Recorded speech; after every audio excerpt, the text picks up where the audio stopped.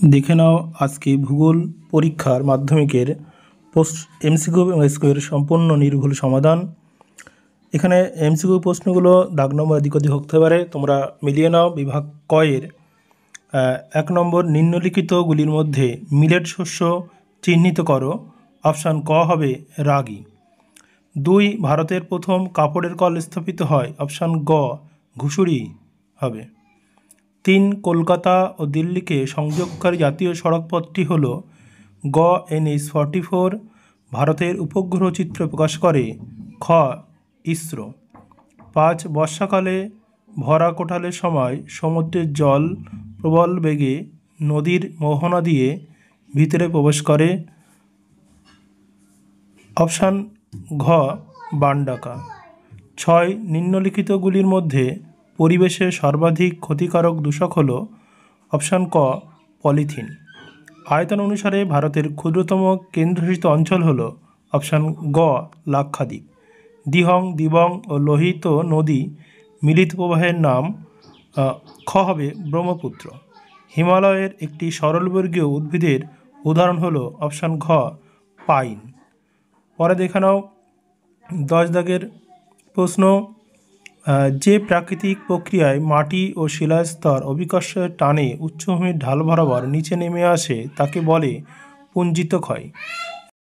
পরের 11 দাগের প্রশ্ন, পাখির পায়ের মতো বদ্বীপ দেখা যায় যে নদীর মোহনায়। উত্তর ক মিসিসিপি, মিসৌরি।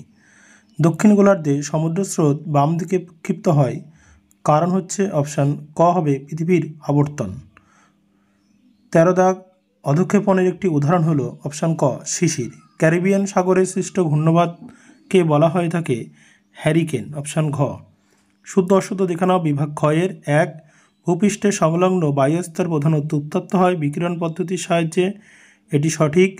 2, ভূবৈচিত্র্যসূচক মানচিত্রে ভূমিভাগের দূরত্ব ও মানচিত্রের দূরত্বের অনুপাত স্কেলের দ্বারা নির্দেশ করা হয়। এটাও ঠিক, অর্থাৎ শুদ্ধ হবে। সিমেন্ট কারখানা থেকে উৎপাদিত বর্জ্য পদার্থ বায়ু দূষণ ঘটায়। এটিও শুদ্ধ। 4, উল্কাপিণ্ড স্ট্র্যাটোস্ফিয়ারে স্তরে পুড়ে ছাই হয়। এটি হচ্ছে অশুদ্ধ হবে।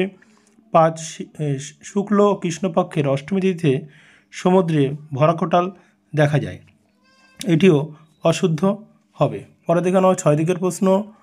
মরু অঞ্চলে বায়ু ও জলের মিলিত কার্যের ফলে সৃষ্ট অস্থায়ী হ্রদগুলিকে বলা হয় থাকে প্লায়া।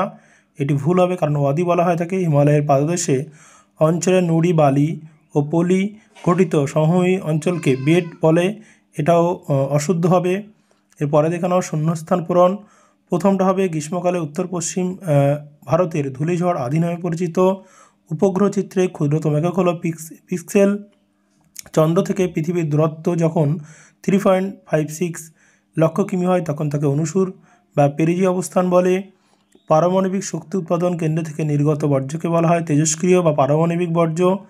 নদীর ড্যাশ দ্বারা ভাসমান পদ্ধতির সাহায্যে অদ্রবীভূত সূক্ষ্ম বালি, পলি ও কাদা পরিবাহিত হয়। 6, বায়ুর চাপ পরিমাপ করা হয় ব্যারোমিটার যন্ত্রের সাহায্যে। যে প্রক্রিয়ার মাধ্যমে ভূপৃষ্ঠের উপরিভাগে ভূমিরূপের বিবর্তন ও পরিবর্তন ঘটে তাকে বলা হয় থাকে বহির্জাত প্রক্রিয়া বলে। পরে দেখে নাও পরের প্রশ্নগুলো। 1, শীতকালে উত্তর পশ্চিম ইউরোপে বন্দরগুলি থেকে কোন উষ্ণ স্রোত প্রভাবে বরফমুক্ত হয়। উত্তর হবে উষ্ণ উপসাগরীয় স্রোতের। পরের প্রশ্ন, কাশ্মীরে প্রবাহিত বিতাস্তা নদী কোন নদীর উপনদী। এটা হবে সিন্ধু নদীর উপনদী। ভারতের উত্তর পূর্বাঞ্চলে কোন ধরনের চাষের জন্য অধিক মৃত্তিকা ক্ষয় হয়। উত্তর ঝুম চাষ। উড়িষ্যার কটক শহরে কোন ফসলের কেন্দ্রীয় গবেষণাগার অবস্থিত। উত্তর ধান গবেষণা। 2011 খ্রিস্টাব্দের আদমশুমারি অনুসারে ভারতের মহানগরের ন্যূনতম সংখ্যা 10 লাখ। ভূবৈচিত্র্যসূচক মানচিত্রে প্রদত্ত RF যখন 1.50,000 তখন মেট্রিক স্কেলে এটি হবে 1 সেমিতে হাফ কেমি। পরে দেখে নাও পর্বতে পাদদেশে নদীর কার্যের ফলে যে শঙ্কু আকৃতির ভূমিরূপ সৃষ্টি হয় তাকে বলা হয় পলল শঙ্কু। যে কাল্পনিক রেখা দ্বারা সমান বৃষ্টিপাতযুক্ত অঞ্চলকে যুক্ত করা হয় তাকে বলা হয় সমবর্ষণ রেখা। আশা করি সকলের পরীক্ষা ভীষণ ভালো হয়েছে, কারণ সহজেই প্রশ্ন হয়েছে। দেখে নাও 2 এর 4 এর মেলানোগুলো। লাদাখ হবে হচ্ছে খারদুংলা।